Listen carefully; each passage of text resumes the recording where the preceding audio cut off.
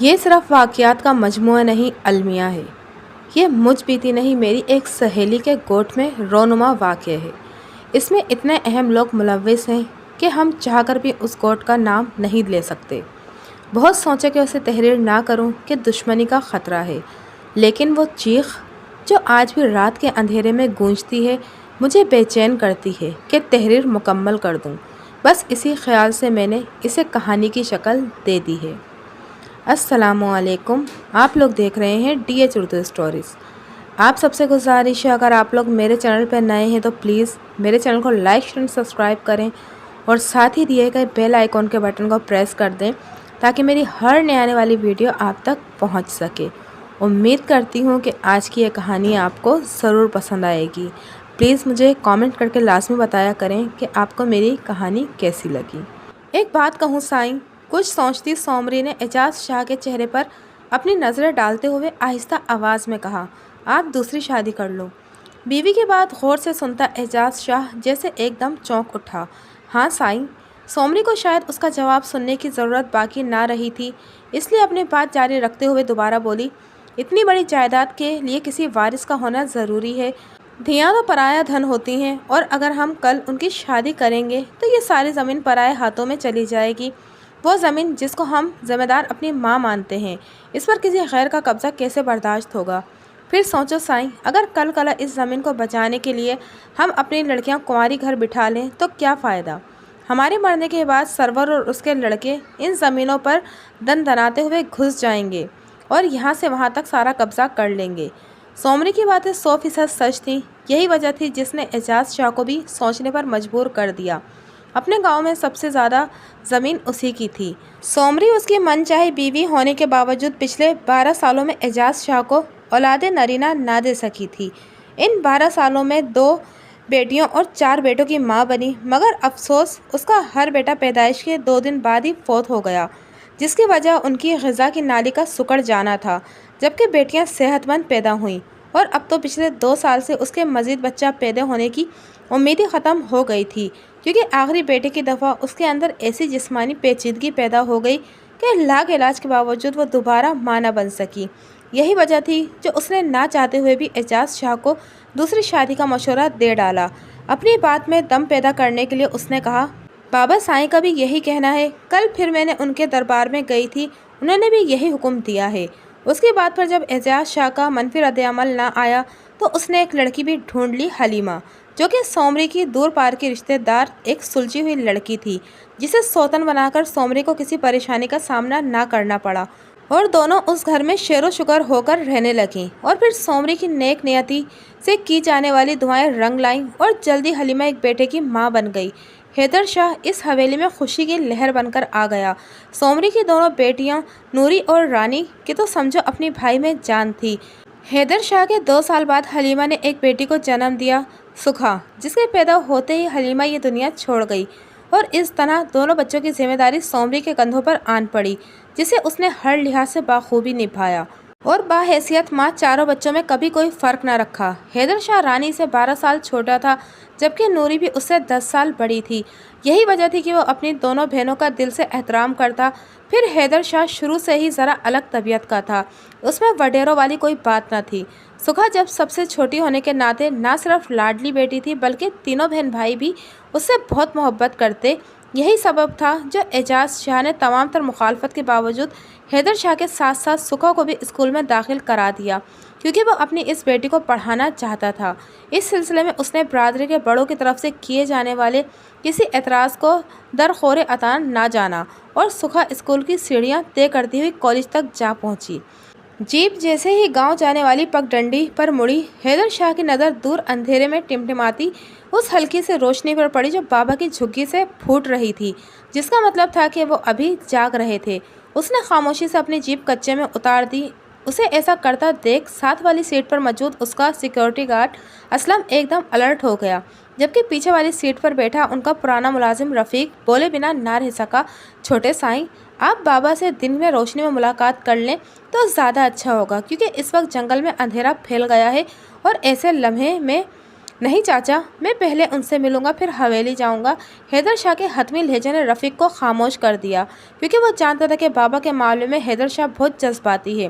بچپن ہی سے اسکول سے واپسی میں بابا سے ملاقات ضرور کرتا، اور اس کے اس عمل پر کبھی اعجاز شاہ نے بھی اعتراض نہ کیا تھا۔ یہی وجہ تھی کہ وہ جب چاہتا بابا سے ملنے اس کی کٹیا میں پہنچ جاتا۔ رفیق کو اس بات پر حیرت ہوتی کہ بابا جو اپنی عام زندگی میں کبھی کسی سے ملنے کٹیا سے باہر نہ نکلتا تھا، یہاں تک کہ باہر کھڑے کسی سائل کے لیے اس کی کٹیا کا دروازہ بھی مشکل سے کھلتا، لیکن جب حیدر پہنچتا تو وہ خود اپنے کٹیا سے باہر نکل کر اس کا استقبال کرتا، باوجود اس کے کہ وہ اعجاز شاہ اور سرور کو سخت ناپسند کرتا۔ بابا کون تھا، کہاں سے آیا تھا، کسی کو پتہ نہ تھا، لیکن یہاں آئے اسے زمانہ گزر گیا تھا۔ 30-40 سال تو ہو گئے ہوں گے۔ پہلے یہ مزار خالی پڑا رہتا تھا، پھر بابا نے ہی آ کر اسے چراغاں کیا۔ ان کی شہرت دور دور تک پھیلی تھی۔ لوگ کہتے تھے کہ ان کی زبان میں اثر ہے، جس کو دعا دے دیں وہ ضرور پوری ہوتی ہے۔ بابا صرف جمعرات کو کٹیا سے باہر آتے، ورنہ اندر ہی رہتے۔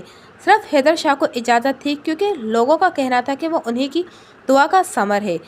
حیدر کے لیے بابا کی طبیعت میں ایک عجیب سی محبت اور نرمی بھری تھی، جس کی وجہ سے شاید حیدر کی انسان دوست طبیعت بھی تھی۔ حیدر اپنی فطرت کے اعتبار سے باپ اور چاچا سے قدرے مختلف ایک محبت کرنے والا انسان تھا، اور یہی وجہ تھی کہ گاؤں کے لوگ بھی اس سے محبت کرتے تھے۔ آج حویلی میں لال اور ہرے کمکمے جگمگا رہے تھے، کیونکہ حیدر شاہ پورے 20 سال کا ہو گیا تھا۔ ویسے تو اعجاز شاہ ہر سال اپنے بیٹے کی پیدائش کا یہ دن دھوم دھام سے مناتا، پورے گاؤں کو کھانا کھلایا جاتا، اور 3 دن بھٹے پر قید مزدوروں کے حال پر ترس کھاتے ہوئے انہیں بھی گھر جانے کی اجازت دے دیتا۔ مگر آج خاص بات تھی، آج وہ اپنے بیٹے کا رشتہ طے کرنے جا رہا تھا، جبکہ دوسری طرف حویلی کے زنان خانے میں بیٹھا حیدر اپنی ماں سے جھگڑا کر رہا تھا۔ اسے اعتراض تھا کہ اس سے پہلے ان کی دونوں بہنیں کیوں نہ بیاہی گئیں۔ وہ انکاری تھا کہ ہم پہلے نوری اور رانی کے ہاتھوں پر مہندی سجے دیکھیں گے، پھر وہ سہرا اپنا باندھے گا۔ ماں بیٹا کی بحث کے دوران اعجاز شاہ کب اندر داخل ہوا دونوں کو پتہ ہی نہ چلا۔ دونوں اس وقت چونکے جب اعجاز شاہ کی آواز ان کے کانوں سے ٹکرائی۔ یہ وقت اس رویے کا نہیں ہے، اس کو سمجھا دیں کہ ان دونوں کے جوڑ کا لڑکا ہماری برادری میں موجود نہیں، لہٰذا ہم ان دونوں کا بیاہ نہیں کر سکتے۔ اعجاز شاہ کے الفاظ تھے یا بم جس نے حیدر سے زیادہ سکھا کو چونکا دیا، اور وہ مارے حیرت اپنی جگہ ساکت رہ گئی۔ بابا اگر خاندان میں جوڑ نہیں ہے تو کیا ان دونوں کا رشتہ کسی دوسری برادری میں اچھا لڑکا دیکھ کر دیں؟ یہ تو ہمارے رب کا حکم ہے کہ جوان بیٹی جلد از جلد اپنے گھر کی کر دی جائے۔ ہمارا مذہب ذات برادری کا درس نہیں دیتا بابا۔ حیدر شاہ نے کھڑے ہو کر اپنے باپ کو سمجھانا چاہا۔ مجھے اپنے رب کے کس حکم سے انکار نہیں۔ اعجاز شاہ نے سختی سے لب بھینچتے ہوئے اپنے لاڈلے بیٹے کی جانب دیکھا۔ لیکن ہماری برادری میں آج تک کوئی لڑکی باہر نہیں بیاہی گئی، کیونکہ ہم اپنی زمین کو ماں مانتے ہیں، اس لیے نہیں چاہتے کہ لڑکی کے ساتھ حصے میں اسے زمین تقسیم کر کے دے دی جائے۔ یہ وہ نئے انکشافات تھے جو آج سکھا پر ہوئے، ورنہ وہ تو سجاول کی محبت میں ڈوبی ان تمام باتوں سے قطعی بے پرواہ تھی۔ اس نے تو کبھی یہ جاننے کی کوشش ہی نہ کی کہ رانی اور نوری اتنی عمر میں کنواری کیوں ہیں، اور آج بھی شاید وہ نہ جان پاتی جو اگر حیدر شاہ اس سلسلے میں باپ سے سوال نہ کرتا۔ باپ کے جواب نے سکھا کو ایک نئی الجھن میں ڈال دیا، کیونکہ سجاول کا تعلق دوسری برادری سے تھا۔ اسے سوچنے پر بھی یاد نہ آیا کہ اس کی برادری میں کوئی لڑکا اس کے جوڑ کا بھی ہے، سوائے چاچا سرور کے چھوٹے بیٹے زمان کے، جسے سکھا کو شدید نفرت تھی۔ یہ خیال ہی اس کے لیے جان لیوا تھا کہ کوئی مناسب اور جوڑ کا رشتہ نہ ہونے کے باعث وہ بھی نوری اور رانی کی طرح ساری حیاتی سفید لباس پہنے گزار دے گی۔ وہ خوف زدہ ہو گئی، کیونکہ اسے رنگوں سے محبت تھی۔ سفید رنگ تو اسے کبھی پسند ہی نہ آیا تھا۔ اگر یہی رنگ اس کا نصیب بن گیا تو ہرگز نہیں۔ سکھا نے اپنے دل میں عہد کیا، کچھ بھی ہو جائے وہ اپنی زندگی بڑی بہنوں کی طرح نہیں گزارے گی، بے شک سجاول سے شادی کرنے کے لیے اسے گھر ہی چھوڑنا کیوں نہ پڑے، مگر وہ ہار نہ مانے گی، خود کو نوری یا رانی نہیں بننے دے گی، کبھی بھی نہیں۔ سجاول حیدر شاہ کا دوست تھا۔ اس کی چھوٹی بہن ماہی سکھا کے ساتھ پڑھتی تھی، جسے کالج چھوڑنے اور لینے سجاول ہی آیا کرتا تھا۔ اس دوران اسے کب سجاول سے محبت ہوئی پتہ ہی نہ چلا۔ ہوش تب آیا جب باپ کی زبانی علم ہوا کہ اس کا رشتہ غیر برادری میں طے نہیں ہو سکتا۔ یہی وجہ تھی جو آج وہ ماہی کے گھر جانے کا بہانہ کر کے سجاول سے ملنے آئی۔ چونکہ ماہی ان دونوں کی محبت کی واحد رازدار تھی، اس لیے سکھا کو جب بھی سجاول سے ملنا ہوتا وہ بلا خوف و خطرہ ان کے گھر آ جایا کرتی۔ اور آج تو معاملہ بھی بہت سنگین تھا، جیسے آتے ہی اس نے سجاول کے سامنے رکھ دیا۔ مجھے امید نہ تھی کہ اس زمانے میں بھی لوگ ایسے دقیانوسی ہو سکتے ہیں۔ سجاول سکھا کی بات سن کر حیرت سے بولا، دیکھو سجاول، میں تمہارے بنا نہیں رہ سکتی، اس لیے اچھا ہوگا کہ ہم دونوں کورٹ میرج کر لیں۔ سکھا کی بات سن کر سجاول چونک اٹھا۔ کوئی فیصلہ جلد بازی میں نہیں کرنا چاہیے، اس نے سکھا کو سمجھاتے ہوئے کہا۔ ہو سکتا ہے کہ تمہارے گھر والے مان جائیں، ویسے بھی تم شاید بھول گئی ہو کہ ہمارا تعلق جس علاقے سے ہے وہاں گھر سے بھاگ کر شادی کرنے والوں کو کاری کر دیا جاتا ہے۔ یاد رکھنا، تمہارا خاندان ہمیں کبھی نہ بخشے گا، اور میں نہیں چاہتا کہ ہماری محبت دشمنوں کی نظر ہو جائے، اور اگر میں اپنے خاندان کے رسم و رواج کی بھیت چڑھ گئی تو فکر نہیں کرو، ایسا کچھ نہیں ہوگا۔ میں خود حیدر شاہ سے بات کروں گا، میرا خیال ہے کہ وہ میری بات سمجھ جائے گا۔ پاگل ہو گئے ہو کیا؟ سجاول کی بات سنتے ہی سکھا یکدم ڈر گئی۔ وہ میرا سگا بھائی ہے، ایسا نہ ہو تمہاری کوئی بات اسے بری لگ جائے اور لینے کے دینے پڑ جائیں۔ کچھ تو کرنا ہی پڑے گا، سجاول سوچتے ہوئے بولا۔ ہمارا اس طرح ملنا بھی ٹھیک نہیں، اور نہ ہی ہم ایک دوسرے کے بنا رہ سکتے ہیں۔ بہتر یہ ہے کہ اگر تم اپنے گھر میں میرا ذکر کرو اور میں اپنے بابا تک تمہاری بات پہنچاؤں۔ ٹھیک ہے، میں کوشش کرتی ہوں کہ اماں سے بات کروں۔ سکھا کا لہجہ یقین سے خالی تھا، کیونکہ وہ جانتی تھی کہ اماں سے بات کرنے کا کوئی فائدہ نہ ہوگا۔ پھر بھی سجاول کو جھوٹی تسلی دیتی وہ اپنے گھر واپس آ گئی۔ خوش بخت حیدر شاہ سے پورے 4 سال بڑی تھی، لیکن اس کی خوش قسمتی یہ تھی کہ وہ سرور علی شاہ کی اکلوتی بیٹی تھی، جسے حیدر شاہ کا مقدر بنا دیا گیا، اور نکاح کے پروانے پر سائن کرتے ہی خوش بخت کی ساری زمین حیدر شاہ کے نام منتقل ہو گئی، اور اس خوشی کے موقع پر پورے گاؤں کو 3 دن تک کھانا کھلایا گیا۔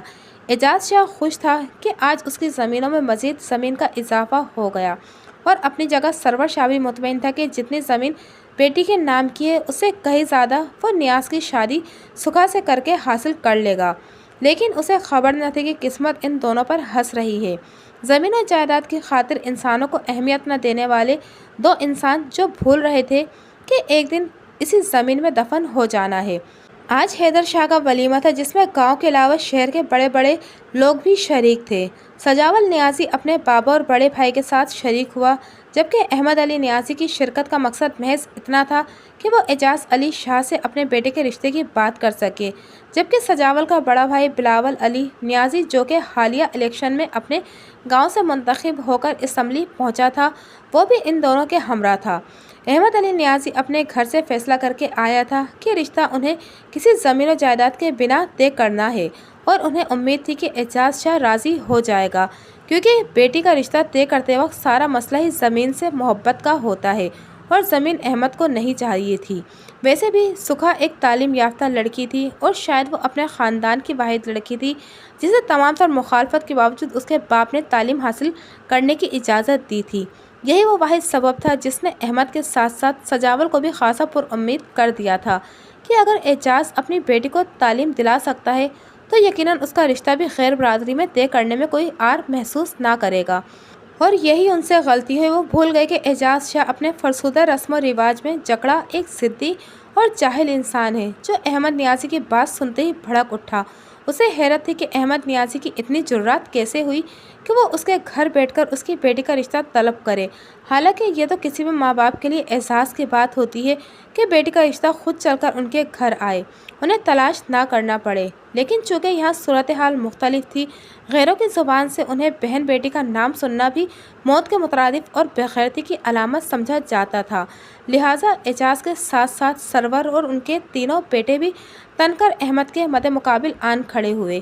ایک منٹ بابا پلیز، آپ اتنا ناراض کیوں ہو رہے ہیں؟ صورتحال کی سنگینی کو محسوس کرتا حیدر شاہ سجاول کی مدد کو آگے بڑھا، کیونکہ وہ بلاول کا غصے سے سرخ چہرہ دیکھ چکا تھا، جس سے اسے اندازہ لگانے میں کوئی مشکل پیش نہ آئی کہ معاملہ کافی سنگین ہو چکا ہے۔ یہ میرا دوست سجاول ہے، جو کہ ایک قابل اور ایک منٹ بابا، اعجاز شاہ کے کچھ بولنے سے قبل ہی سرور بھتیجے کی جانب پلٹا۔ تمہارا دوست ہونے کا یہ مطلب ہوا کہ وہ ہمارے گھر کی بہو بیٹیوں پر گندی نظر ڈالے؟ سرور نے بات کو بالکل ایک نیا رخ دے کر ماحول میں لگی آگ کو مزید بھڑکا دیا۔ چاچا سائیں، آپ غلط سمجھ رہے ہیں۔ سجاول نے آگے بڑھ کر سرور کو سمجھانا چاہا، اور اس کا یہ عمل خاصا خطرناک ثابت ہوا کہ سرور نے بنا سوچے سمجھے سجاول کے منہ پر تھپڑ دے مارا۔ گھر آئے مہمان کی ایسی عزت و افزائی اس قبیلے کی روایت نہ تھی جس کا مظاہرہ سرور شاہ نے کیا۔ غصے میں بے جو تاب کھاتا بلاول سمجھ گیا کہ یہاں کی جانے والی कोई गलत हरकत इन लोगों को नुकसान पहुंचा सकती है। लिहाजा वो फौरी तौर पर अपने बाप और भाई को लेकर इस गांव की हदूद से निकल आया। लेकिन गांव की सरहद अबूर करते करते उसका दिल गुस्से के साथ साथ नफरत और इंतकाम की आग से भर चुका था, जो शायद अब बदला लेने की बिना ना बुझने वाली थी। और एजाज शाह को एहसास न था कि आज अनजाने में उससे कितनी बड़ी गलती हो चुकी है, जिसका खमियाजा शायद उसकी आने वाली कई नस्लों को चुकाना था। सुखा रो रही थी कि उसके सामने बैठा हैदर शाह बेबसी से अपनी बहन को रोता देख रहा था, जबकि सुखा का इस तरह ज़ारों कतार रोना रानी के लिए भी दुख का बायस बन रहा था, क्योंकि बड़ी बहन होने के नाते वो अपने छोटे दोनों बहन भाई से मादराना शफकत के जज्बात रखती थी। उसने खामोशी से आगे बढ़कर सुखा को गले से लगा लिया। मकसद महज उसको तसल्ली देना था, मगर ना जाने खुशबख्त को क्या हुआ जो वो एकदम से भड़क उठी और हैदर शाह को मुखातिब करके तंजिया अंदाज में बोली, गैर मर्द के लिए रोती बहन या बेटी को जिंदा ज़मीन में गाड़ देने वाले लोग हैं हम, और यहाँ बेगैरती देखो कैसे गले से लगाकर बढ़ावा दिया जा रहा है, ताकि कल कला को ये अपना मुंह काला करके हम लोगों की इज्जत खाक में मिला दे। खुशबख्त की फनकारती आवाज़ ने रोती हुई सुखा को एकदम ही चुप लगा दी। उसने तेज़ी से अपने आंसू पोंछकर सामने खड़ी भाभी पर एक नज़र डाली, जो इस्तेज़ाई अंदाज में उसे देखकर मुस्कुरा रही थी।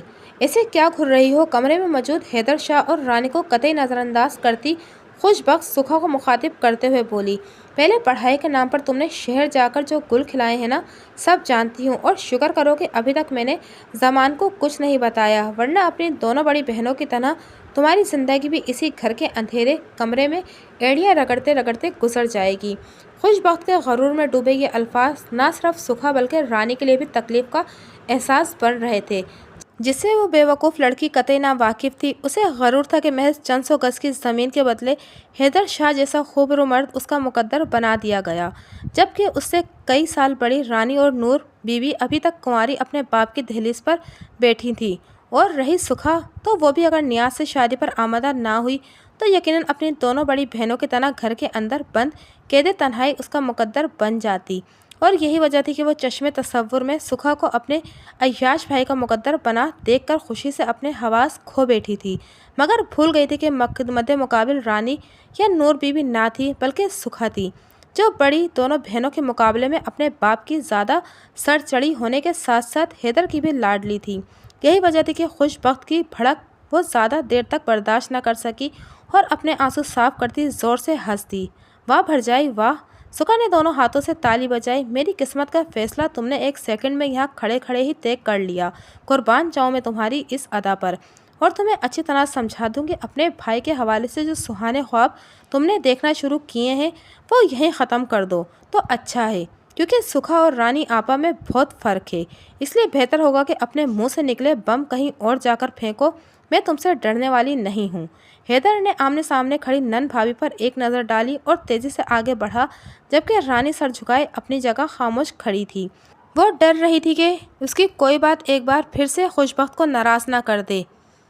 जबकि हैदर खुशबख्त का बाजू थामते हुए बोला, तुम यहाँ क्यों आई हो? जाओ अपने कमरे में, ये मसला हम बहन भाइयों का हमें ही तय करने दो। खुशबख्त ने तेज़ी से हैदर शाह का हाथ अपने बाजू से हटाया, सुखा पर एक नफरत भरी निगाह डाली और कमरे से बाहर निकल गई। हैदर अपनी जगह खामोश खड़ा कुछ देर तक बीवी को पुश्त की जानिब से तकता रहा, जब तक वो बरामदा अबूर करके अपने कमरे की जानिब ना बढ़ गई। फिर बहन के सर पर हाथ धरता शफकत से बोला, तुम रो मत, मैं कुछ करता हूँ। इतना कहकर लंबे लंबे डग भरता खुद भी कमरे की दहलीज पार कर गया। ये कुछ करेगा? पीछे खड़ी सुखा मुँह ही मुँह में बड़बड़ाई, जिस भाई ने घर में बैठी दो बड़ी बहनों की मौजूदगी में सेहरा सजा लिया, वो मेरे लिए क्या करेगा? सारे के सारे लालची और अपनी गर्ज के मारे इंसान, बेगैरत बहनों को ज़मीन की खातिर कुर्बान कर देने वाले लोग। खामोश हो जाओ सुखा। रानी से अब मज़ीद बर्दाश्त ना हुआ और वो फ़ौरन ही उसे टोक बैठी। तुम्हारा और खुशबख्त का मसला अलग है, मगर तुम गुस्से की शिद्दत में ये भूल गई हो कि हैदर शाह हमारा इकलौता भाई और हमारे बाबा का तन्हा वारिस, जिसे हमने बड़ी मन्नतों और मुरादों से हासिल किया है। अपने भाई पर अगर हमारी सारी ज़िंदगी भी कुर्बान हो जाए तो कोई परवाह नहीं। ज़मीन तो बहुत मामूली चीज़ है, हम तो उस पर अपनी जान भी वार सकते हैं। आप वार सकती होंगी, मगर मैं नहीं। गुस्सा और हिकारत से जवाब देते सुखा के चेहरे पर छाई नफरत रानी को भी खामोश करवा गई। वो समझ गई कि उस वक्त उस लड़की से कोई भी बात करना मुश्किल ही नहीं, नामुमकिन भी है। लिहाजा उसे उसके हाल पर छोड़कर वो भी कमरे से बाहर निकल गई। آج بیٹھک میں کوئی خاص میٹنگ تھی جس میں شرکت کے لیے سجاول کو صبح سے ہی پیغام مل گیا تھا۔ وہ یونیورسٹی سے گھر آتے ہی سیدھا ڈیرے جا پہنچا، جہاں اس کے باپ اور بھائی کے ساتھ خاندان کے چند بڑے بھی موجود تھے، جنہیں سلام کر کے سجاول اپنے بھائی بلاول کے قریب رکھی خالی کرسی پر جا بیٹھا۔ تبھی بلاول نے اسے مخاطب کرتے ہوئے سوال کیا، تم نے اپنی شادی کے بارے میں کیا سوچا ہے؟ سوال اتنا اچانک تھا کہ سجاول ایک دم گڑبڑا گیا اور سمجھ نہ پایا کہ اتنے لوگوں کی موجودگی میں وہ بھائی کو کیا جواب دے۔ جب احمد علی نیازی کی آواز اس کے کان سے ٹکرائی، سوال اتنا اوکھا نہیں جس کا تم جواب نہ دے سکو۔ بہرحال ہم سب آج یہاں تمہارے لیے ہی جمع ہوئے اور چاہتے ہیں کہ تمہاری شادی کر دی جائے۔ میری شادی؟ سجاول جیسے اپنی شادی کا سنتے ہی تڑپ اٹھا۔ آپ اچھی طرح جانتے ہیں بابا جان کہ بس۔ اس کی بات کاٹا بلاول تیزی سے بولا، تم جو بے عزتی اس دن ہماری وہاں کروا کر آئے ہو نا، اس کے بعد تو تمہاری زبان پر کبھی اعجاز شاہ کی چھوری کا نام بھی نہیں آنا چاہیے تھا، مگر شاید شہر کی تعلیم نے تمہیں بے غیرت کر دیا ہے اور تم باپ بھائی کی بے عزتی کو بھول بیٹھے ہو۔ ایسی بات نہیں ہے ادا۔ اتنے لوگوں کے بیچ اعجاز شاہ اور اس کی بیٹی کا تذکرہ اور پھر بلاول کا انداز گفتگو سجاول کو شرمندہ کر گیا۔ بات جیسی بھی ہو، اگر تمہیں اس لڑکی سے شادی کرنی ہے تو پھر ہم سب کا یہی فیصلہ ہے کہ تم اس لڑکی کو بھگا کر لے آؤ، تو ہی تمہاری شادی اس سے ہو سکتی ہے، ورنہ نہیں، کیونکہ اعجاز شاہ سے لیا جانے والا کوئی انتقام اس سے بہترین نہیں ہو سکتا کہ اس کی عزت ہمارے گھر پہنچ جائے اور وہ ہاتھ ملتے رہ جائے۔ سجاول نے دیکھا وہاں موجود ہر شخص بلاول کو اس فیصلے کا حامی تھا، یہاں تک کہ اس کے بابا جان بھی شاید یہی چاہتے تھے، مگر وہ ایسا نہیں کر سکتا تھا کہ وہ اپنی محبت پانے کے لیے آنے والی کئی نسلوں کو انتقام کی اندھی آگ میں جھونک دے۔ اس لیے ایک بار پھر سے ہمت مجتمع کرتے ہوئے بولا، میری حیدر شاہ سے بات ہوئی ہے، اس کا یہ کہنا ہے کہ ہمارا سوال کرنے کا طریقہ غلط تھا۔ ایسی باتیں پہلے گھر کی عورتوں کے درمیان ہوتی ہیں، پھر انہیں مردوں تک پہنچایا جاتا ہے۔ ایسے سوال ڈائریکٹ مردوں سے نہیں کیے جاتے۔ واہ پتر، شاباش ہے، ایک لڑکی کی خاطر تم اپنے باپ اور بھائی کو بھی اب غلط کہنے لگا۔ تیرا خیال ہے کہ ہم ان کے گھر پہلے اپنی بیٹیوں کو ذلیل کروانے بھیجتے اور پھر خود ذلیل ہونے جاتے؟ ایسی بات نہیں ہے بابا جان، آپ میری بات کو سمجھنے کی کوشش کریں۔ ہمیں کوئی کوشش نہیں کرنی کہ تمہاری بات سمجھ سکیں۔ بلاول نے اپنا ہاتھ اٹھاتے ہوئے ساری بات ختم کر رہا ہوں ایسے کہا جیسے یہ تو طے ہے کہ اب ہم دوبارہ اس گاؤں میں قدم نہیں رکھیں گے۔ ہاں، اگر حیدر خود اپنی بہن یہاں چھوڑ جائے تو ہمیں منظور ہے، ورنہ تم اسے وہاں سے بھگا لاؤ، کیونکہ اس گاؤں میں تمہاری بارات جانا اب مشکل ہی نہیں ناممکن بھی ہے، اور یہی ساری برادری کا آخری فیصلہ ہے۔ پھر جو فیصلہ آپ سنا رہے ہیں میرے لیے وہ بھی ناممکن ہے۔ قطعی انداز میں بات ختم کرتا سجاول اٹھ کھڑا ہوا۔ اسے خبر نہ تھی کہ دور کھڑی تقدیر اس کے اس فیصلے پر کھلکھلا کر ہنس رہی ہے۔ جمعے کو زمان کے ساتھ نکاح ہے، یہ خبر تھی کوئی پگھلتا لاوا جس نے ایک ہی پل میں سکھا کے سارے وجود کو جلا کر بھسم کر دیا، اور وہ غصے میں جلی بھونی دندناتی ہوئے حیدر شاہ کے کمرے میں جا پہنچی، جہاں وہ خوش بخت کی دلداریوں میں مصروف تھا۔ اس منظر نے سکھا کو سرتاپا بری طرح تپا دیا۔ اس کی حالت دیکھ کر خوش بخت نے جیسے انجوائے کیا اور طنزیہ ہنس دی۔ اسے نظر انداز کرتی سکھا حیدر کے پاس جا کھڑی ہوئی، ادا سائیں، تو نے مجھ سے وعدہ کیا تھا کہ میری شادی وہاں ہوگی جہاں میں چاہوں گی، پھر یہ زمان والا کیا تماشا ہے؟ اسے چھوڑو، میں بتاتی ہوں۔ ربیع اول کے پہلے جمعہ تمہارا نکاح میرے بھائی سے ہونا طے پا گیا ہے، اور اب تمہاری اچھل کود کا بھی ہم پر کوئی فرق نہیں پڑنے والا۔ حیدر کے جواب دینے سے پہلے ہی خوش بخت نے سکھا کے دل میں لگی آگ کو مزید بھڑکا دیا۔ وہ تیز کھا کر پلٹی اور خوش بخت کے گھورتے ہوئے بولی، اپنے دل سے یہ خوش فہمی نکال پھینکو، کوئی فائدہ نہیں، کیونکہ ابھی سکھا اتنی کمزور نہیں ہوئی کہ وہ زمان جیسے عیاش آدمی کا مقدر بنا دی جائے۔ یاد رکھنا، میں ان لوگوں میں سے ہوں جو اپنی تقدیر خود بناتے ہیں، تمہاری جیسے ناکارہ لوگوں کی طرح بنی بنائی تقدیر کا مزہ لوٹنے نہیں آ جاتے۔ خوش بخت کو وہ دو بدو جواب دے کر کمرے سے باہر نکل آئی۔ حیدر اس کے پیچھے لپکا اور سکھا کا بازو تھامتے ہوئے قدرے پیار سے بولا، اتنا غصہ نہ کرو، میں ایک دو دن میں بابا سے تمہارے حق کی بات کرتا ہوں، تم پریشان نہ ہو، کوئی فائدہ نہیں، جانے دو۔ سکھا کو جیسے حیدر شاہ کی تسلی دیوانے کی بڑھ کے سوا کچھ نہ لگی، اور وہ حیدر کی گرفت سے اپنا بازو چھڑاتی تیزی سے اوپر جانے والی سیڑھیوں کی جانب بڑھ گئی۔ آج حیدر کا دل بہت پریشان تھا، اس لیے وہ صبح سویرے ہی بابا کی کٹیا پر جا پہنچا، جو شاید فجر کی نماز کے بعد وظائف میں مصروف تھے۔ اسے کچھ دیر بند دروازے کے باہر انتظار کرنا پڑا، 15 منٹ کے انتظار کے بعد بابا ہاتھ میں تسبیح لیے باہر نکل آئے۔ عموماً ایسا بہت کم ہوتا تھا کہ وہ خود باہر آئیں، ورنہ حیدر کو اندر کٹیا میں آواز دے کر بلا لیتے۔ حیدر انہیں باہر آتا دیکھ کے تیزی سے اپنی جیپ کا دروازہ کھول کر نیچے اترا اور آگے بڑھ کر احتراماً بابا جی کے گھٹنوں کو چھونے کے لیے جھکا ہی تھا کہ انہوں نے حیدر کا کندھا تھام کر اسے روک دیا۔ کچھ دیر بعد وہ حیدر کی شکل دیکھتے رہے، پھر اسے اپنے سینے سے لگا لیا۔ حیدر کو محسوس ہوا جیسے بابا جی رو رہے ہوں۔ وہ یکدم گھبرا گئے اور اپنا سر ان کے سینے سے اٹھا اور بولا، خیر ہے بابا جی، آپ کچھ پریشان ہو؟ پریشانی تو بہت ہے، لال آندھی کا غبار دور سے اٹھتا نظر آ رہا ہے جو اپنے ساتھ سب کچھ اڑا لے جائے گا، کچھ باقی نہ بچے گا، رہے گا تو صرف اللہ کا نام، باقی سب فانی ہے، سب ختم ہو جانا ہے۔ بابا زور زور سے بولنے کے ساتھ رو بھی رہے تھے۔ ان کی آنکھوں سے بہتا پانی داڑھی بھگوتا ان کی قمیض کے گریبان کو بھی بھگو رہا تھا۔ ان کا اس طرح رونا حیدر کو بے چین کر گیا تھا۔ اسے سمجھ ہی نہ آیا کہ بابا ایسے کیوں رو رہے ہیں۔ سچ ہی کچھ باتیں سمجھنے میں وقت لگتا ہے اور ابھی شاید حیدر کے سمجھنے کا وقت نہ آیا تھا۔ یہی وہ وجہ تھی جو وہ بابا کے ہاتھ نہایت عقیدت سے تھامے انہیں روتا دیکھ رہا تھا، اور نہ صرف حیدر بلکہ اسلم اور گاڑی میں موجود دیگر افراد بھی بابا کے اس طرح رونے پر نہایت خاموشی سے سر جھکائے حیران و پریشان کھڑے تھے۔ جب بابا کی آواز ان کے کان سے ٹکرائی کہ اب تم جاؤ، مجھے بھی جانا ہے، یہ آخری پڑاؤ ہے، سمجھو آخری وقت آ گیا، سب چھوڑ کر جانے کا وقت آ گیا، اب تم سے وہاں ملاقات ہوگی، میرا انتظار کرنا۔ اتنی بے ربط گفتگو کا کوئی سرا دیے بنا بابا واپس کٹیا میں چلا گیا اور باہر حیدر اس وقت تک کھڑا رہا جب تک اسلم نے اس کا کندھا ہلا کر اسے گاڑی میں بیٹھنے کا اشارہ نہ کیا۔ رات کی تاریکی چار سو پھیل چکی تھی اور حویلی کا ہر مکی اپنے کمرے کے دروازے بند کیے خواب و خرگوش کے مزے لوٹ رہا تھا۔ لگتا تھا پوری حویلی پر ایک سکون کی چادر تنی ہے، لیکن بظاہر جو سامنے سے دکھائی دیتا ہے اکثر ویسا ہوتا نہیں، اور یہاں بھی ایسا نہ تھا۔ حیدر شاہ اپنے کمرے میں بے چین کروٹیں بدل رہا تھا کہ اسے سکھا کی حالت دیکھی نہ جا رہی تھی۔ ایسے ہی سومری بھی جائے نماز پر بیٹھی اپنے اللہ سے دستے سوال تھی، اس کے سامنے اپنی خوشیوں کے لیے جھولی پھیلائے بیٹھی تھی۔ نیند تو سکھا کی آنکھوں سے بھی غائب تھی۔ کمرے کی یہ تنہائی شب کے اس پہر اسے جیسے کھانے لگی تھی۔ وہ اس تنہائی اور اندھیرے کا فائدہ اٹھائے کان سے فون لگائے سجاول سے مہک گفتگو تھی۔ اس کی آواز اس قدر کم تھی کہ شاید کمرے کی دیواریں بھی انہیں سننے سے قاصر تھیں۔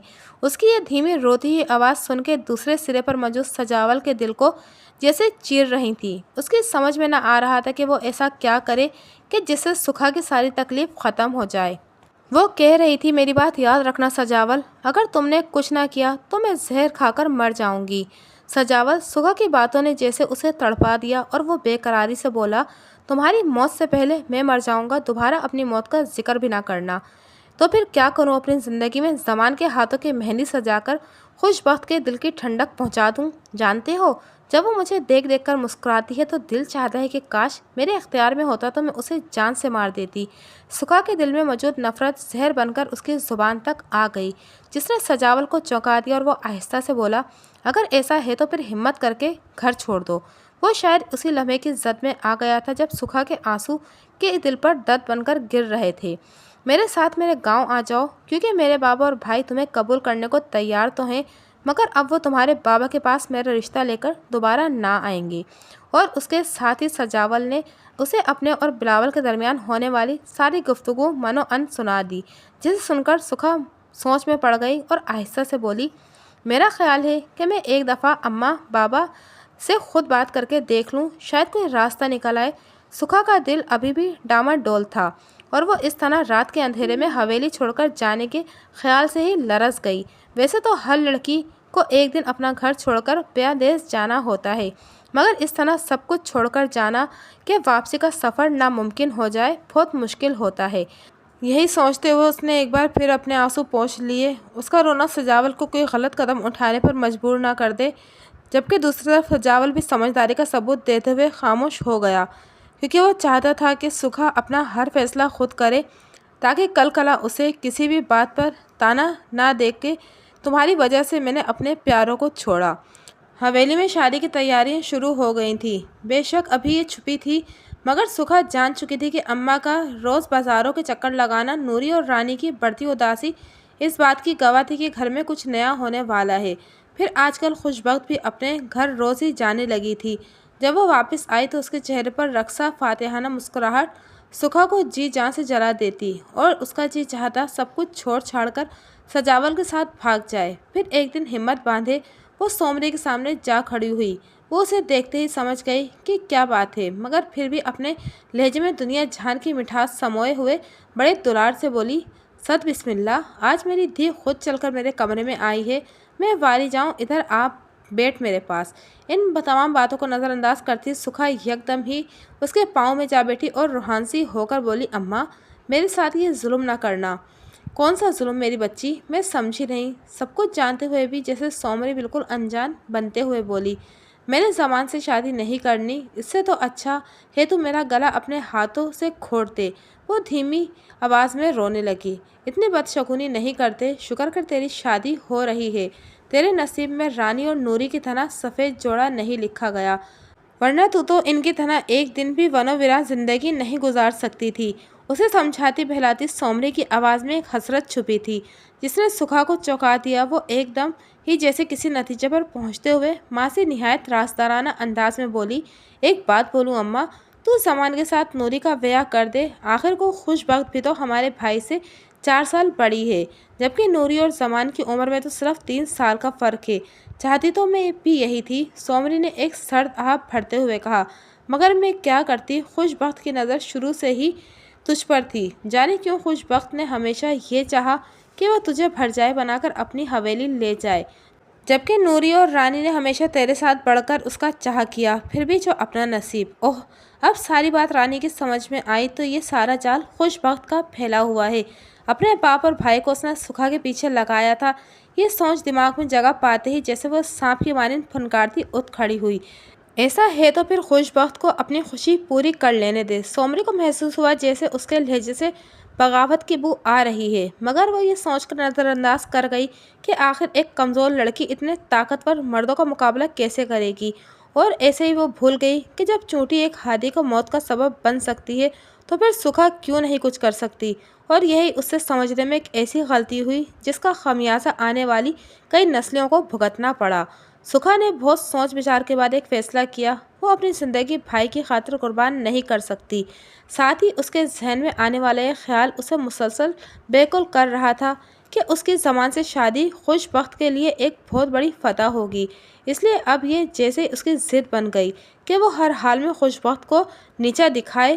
جو اسی صورت ممکن تھا کہ اسے اپنی بھابھی بنانے کا جو خواب خوش بخت دیکھ رہی تھی وہ کبھی پورا نہ ہو، جس کے لیے سجاول کی بات ماننا لازمی ہو گیا۔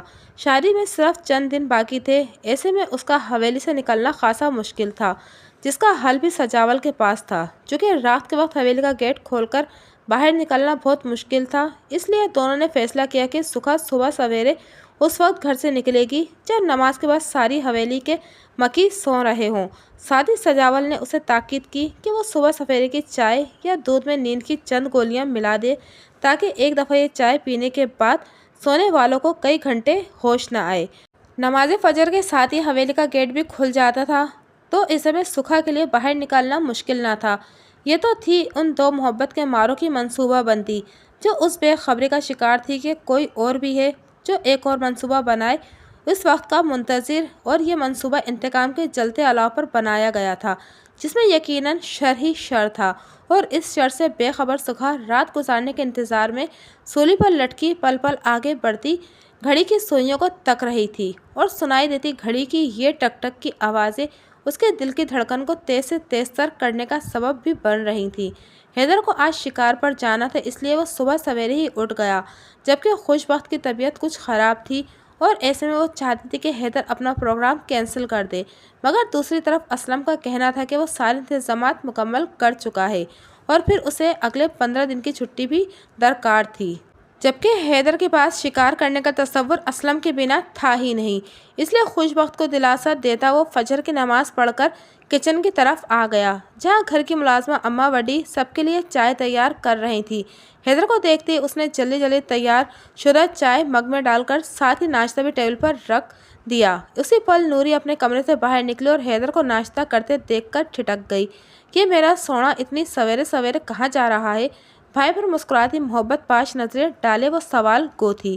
بہن کی آواز سنتے ہی ناشتہ کرتا حیدر اٹھ کھڑا ہوا اور احتراماً سر جھکاتے ہوئے بولا، شکار پر جا رہا ہوں ادی، تم میرے پیچھے خوش بخت کا خیال رکھنا۔ وہ کچھ پریشان ہے، شاید طبیعت ٹھیک نہیں اس کی۔ آج شکار پر نہ جاؤ، بے ساختہ ہی نوری کے منہ سے نکلا۔ آسمان کا رنگ بدل رہا تھا، مجھے لگتا ہے کہ لال آندھی آنے والی ہے۔ چہرے کے ساتھ ساتھ اس کی آواز بھی تشویش زدہ ہو گئی۔ حیدر مسکرا دیا، میرے ساتھ بہت سارے لوگ ہیں ادی، اللہ خیر کرے گا، بس دعا کرنا میرے لیے۔ جواباً نوری نے حیدر کے کندھے پر ہاتھ دھرتے ہوئے دعائیہ انداز میں لب ہلائے تو اس کی آنکھیں بھیگ گئیں اور وہ دھیمے سے بڑبڑائی، شکر سونے سائیں جو تو نے یہ نعمت ہمیں عطا کی۔ اس کا اشارہ کس بات کی جانب تھا حیدر سمجھتے ہوئے ایک بار پھر سے مسکرا دیا۔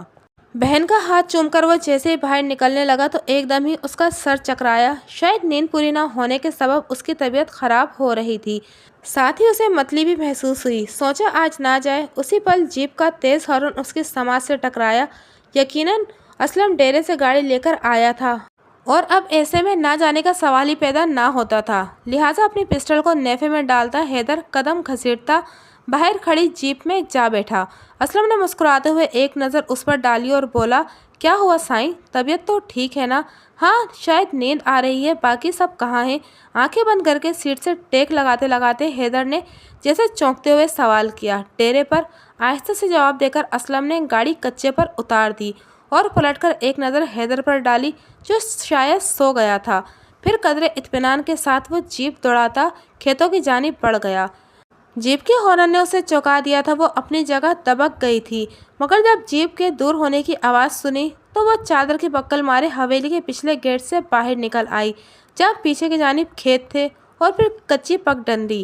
وہ تقریباً دوڑتی ہوئی حویلی سے دور ہوتی چلی گئی، وہاں جہاں کھیتوں کی دوسری طرف یقیناً سجاول اپنی جیپ سمیت موجود تھا اور اسے یقین تھا کہ اس گاڑی میں بیٹھتے ہی وہ ایک نئی زندگی میں قدم رکھ دے گی، اور یہی خوش فہمی اسے ہواؤں میں اڑائے لیے جا رہی تھی، جبکہ وہ پیچھے حویلی کی طرف سے بالکل بے خبر تھی، کیونکہ صبح سویرے ہی اس نے چائے کے دیگچے میں نیند کی گولیوں کی اچھی خاصی مقدار پیس کر ملا دی تھی، اور یہ گولیاں اس نے رانی کے پاس سے چرائی تھیں جو ڈاکٹر کی ہدایت کے مطابق اپنے ڈپریشن دور کرنے کے لیے روز رات ایک گولی کھا کر سوتی تھی۔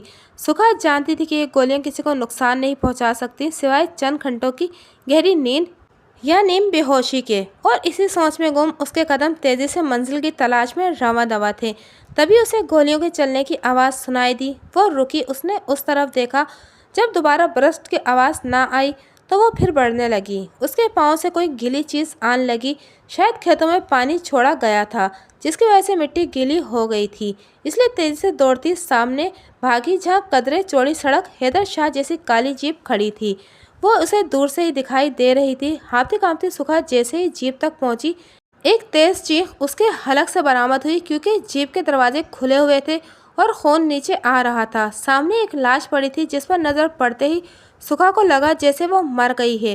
خوف و دہشت سے اس کے حلق سے چیخوں کا ایک نہ ختم ہونے والا سیلاب امڑ آیا، وہ بے تحاشا چیختی اور روتی ہوئی زمین پر ہی بیٹھ گئی۔ اسے یہ بھی احساس نہ رہا کہ خون اس کے کپڑے بھگو رہا ہے، بظاہر وہ اپنے ہوش و حواس کھو چکی تھی۔ نور اپنی بکریوں کے لیے گھاس کاٹ کر گھر کی جانب لوٹ رہا تھا جب اس کے کانوں سے کسی عورت کی چیخ ٹکرائی، شاید وہ نظر انداز کر کے آگے بڑھ جاتا، مگر پے در پہ سنائی دینے والی ان چیخوں نے اس کی توجہ اپنی جانب مبذول کر لی اور وہ تیزی سے اس سمت دوڑا جہاں سے آواز سنائی دے رہی تھی۔ جلدی وہ اپنے منزل مقصود تک پہنچ گیا، مگر وہاں پہنچ کر جو منظر اس نے دیکھا وہ اس کا دل دہلانے کے لیے کافی تھا۔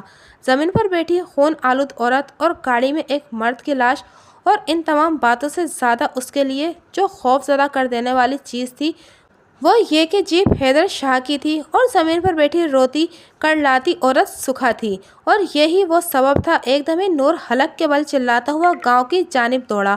خون خون، وہ اپنی سائیکل اور گھاس کا گٹھر بھی وہیں پھینک آیا تھا، اور پھر صرف چند منٹ میں پورا گاؤں وہاں جمع ہو چکا تھا جہاں گاڑی میں حیدر شاہ کی خون آلود لاش ہر شخص کو بین کرنے پر مجبور کر رہی تھی۔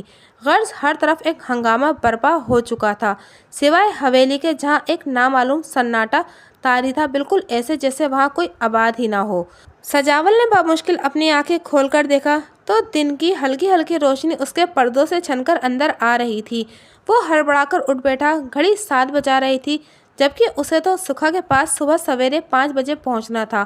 اس نے گھبرا کر تکیے کے پاس اپنا موبائل تلاش کرنے کے لیے ہاتھ مارا، مگر بے سود اس کے پاس اس کا فون نہ تھا۔ فون کون لے گیا؟ وہ بڑبڑایا۔ سکھا تو 6 بجے پگڈنڈی پر پہنچ جانا تھا، اب تو 7:15 ہو گئے تھے۔ یقیناً عالم پریشانی میں وہ اسے فون کر رہی ہوگی اور اس کا فون۔ یہ سوچتے وہ تیزی سے اٹھ کھڑا اور دروازے کی سمت بڑھا، اور اس کے ہینڈل کو ہاتھ رکھتے ہی ایک دوسرا جھٹکا اسے لگا، کیونکہ دروازہ باہر سے لاک تھا۔ سجاول 1 سیکنڈ میں ہی سمجھ گیا کہ اس کے ساتھ دھوکہ ہوا ہے، اور یہ دھوکہ کسی اور نے نہیں، خود اس کے بھائی نے کیا تھا۔ یہ خیال ہی اسے خوف زدہ کر گیا کہ اگر سکھا حویلی سے نکل کر پگڈنڈی پر آئی ہوگی تو یقیناً اس کو وہاں سے بلاول نے اٹھا لیا ہوگا۔ اس خیال کے ساتھ ہی وہ پھر دروازے کی طرف بڑھا اور چاہا کہ اسے زور سے دھڑ دھڑائے۔ اسی پل باہر سے لاک میں چوبی گھومنے کی آواز اس کی سماعت سے ٹکرائی۔ وہ پیچھے ہو گیا۔ دروازہ کھول کر بلاول کے ساتھ بابا اندر داخل ہوئے۔ سجاول نے اپنے چکراتے سر کو تھام کر بھائی کی جانب دیکھا اور آہستہ سے بولا، سکھا کہاں ہے؟ اپنی حویلی میں۔ بلاول کا اطمینان قابل دید تھا۔ اس کے جواب نے سجاول کو چونکا دیا۔ شکر کرو تم بچ گئے، کیونکہ سکھا نے اپنی محبت کو پانے کے لیے حویلی کے مکینوں کو بے ہوشی کی دوا دی، اور جب وہ فرار ہونے لگی تو حیدر شاہ نے اسے پکڑ لیا، جس پر اس نے اپنے سگے اور اکلوتے بھائی کو مار دیا۔ اپنی ہی دھی نے اعجاز شاہ کا وارث ختم کر دیا۔ سوچو اگر رات تم ہمیں نیند کی دوا نہ دیتے تو آج تم جیل میں ہوتے، یا پھر گاؤں کے لوگ عین موقع پر تم دونوں کو پکڑ کر کاری کر دیتے۔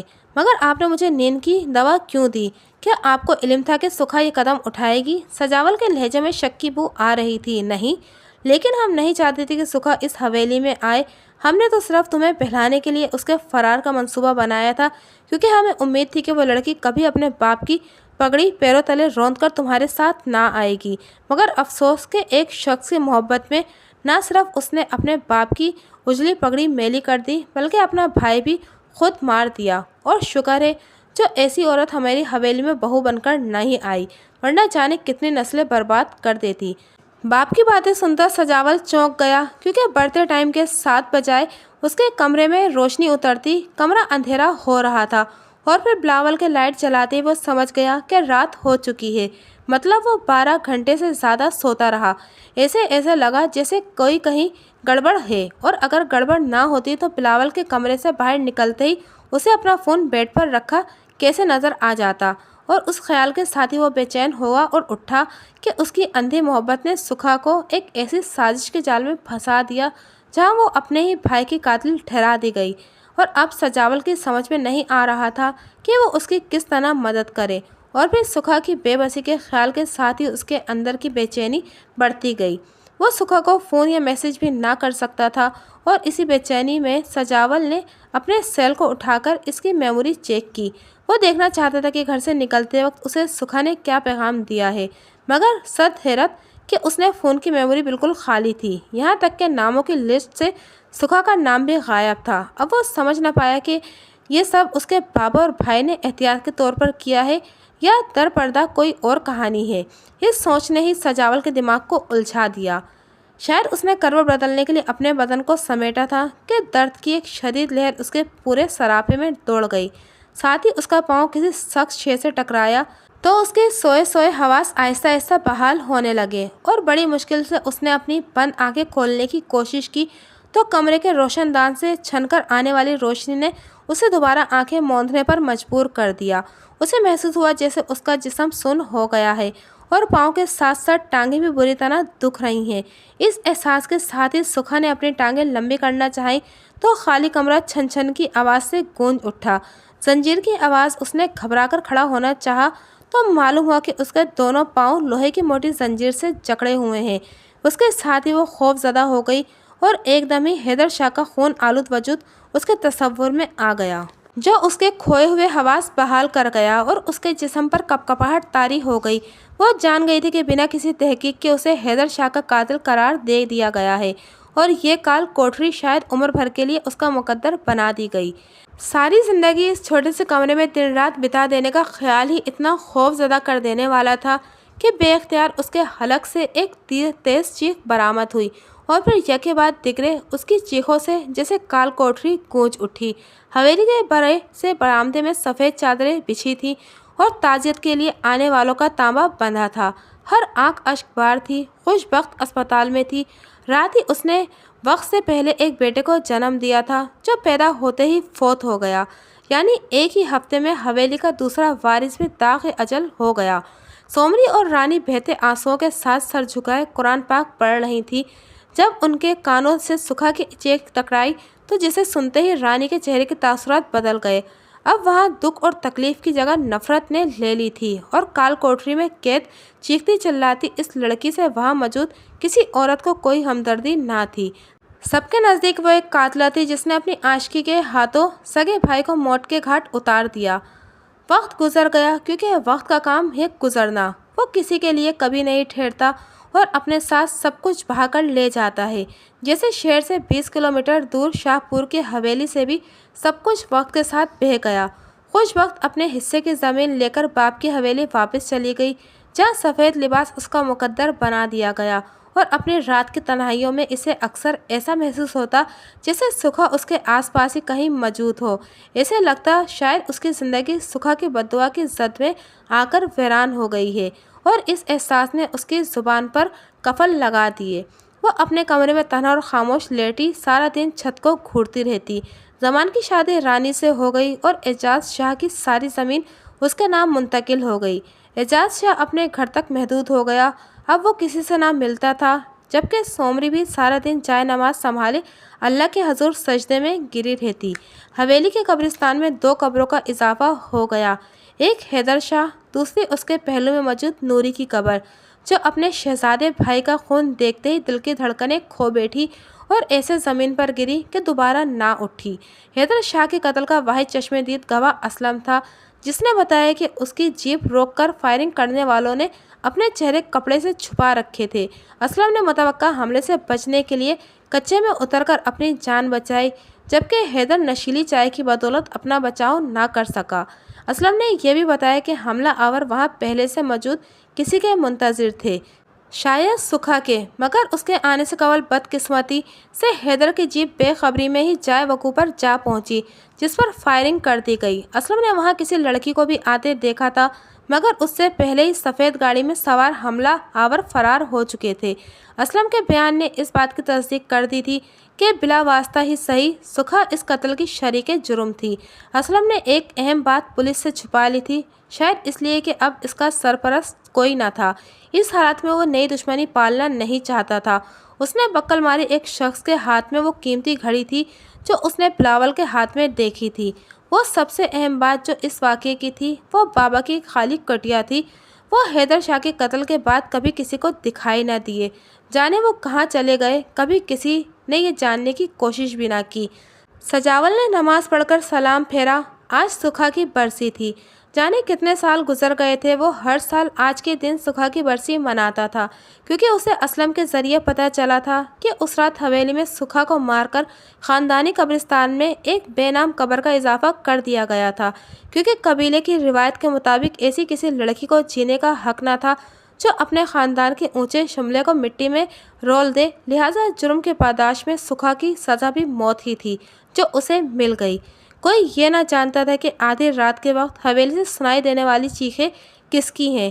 شاید وہ کوئی بدرو تھی جو رات کی تنہائیوں میں حویلی کے زندہ مکینوں کو رویا کرتی تھی۔